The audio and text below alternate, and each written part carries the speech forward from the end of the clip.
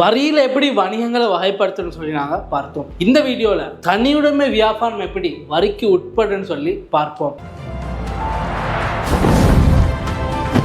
தனியுடைமை வியாபார முறை சட்ட நிறுவனமாகவோ அல்லது ஒரு சட்டபூர்வ நபராகவோ கருதப்படுறது இல்லை. இதனால அந்த பிஸ்னஸ்ல கிடைக்கிற ப்ராஃபிட் அந்த ஓனர்ட பிஸ்னஸ் இன்கம்க்கு கீழே தான் டேக்ஸ் பண்ற. இதுல தனியுடைமை வியாபார வரியின்றி இல்லை, அந்த உரிய நபர்ட பிஸ்னஸ் இன்கம்க்கு கீழே தான் இது வரிக்கு உட்படுற. உங்களுக்கு தெரியும், உங்களோட இயர்லி இன்கம் 12 லட்சம் வரைக்கும் டேக்ஸ் ஃப்ரீ. அதுக்கு நீங்க வரி செலுத்த தேவையில்லை.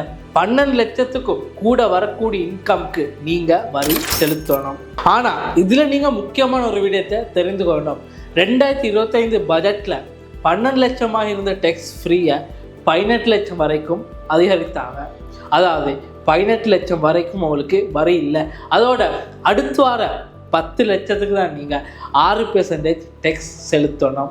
சரி, இந்த வீடியோவில் தனியுடைமை வியாபாரம் எப்படி வரிக்கு உட்பட்டுன்னு சொல்லி பார்த்தோம். இது மாதிரி தொடர்ந்து நீங்கள் வீடியோஸ் பார்க்கறதுக்கு எங்களோட எம்ஏஎஸ் சேனலோட தொடர்ந்து இணைஞ்சிருங்க.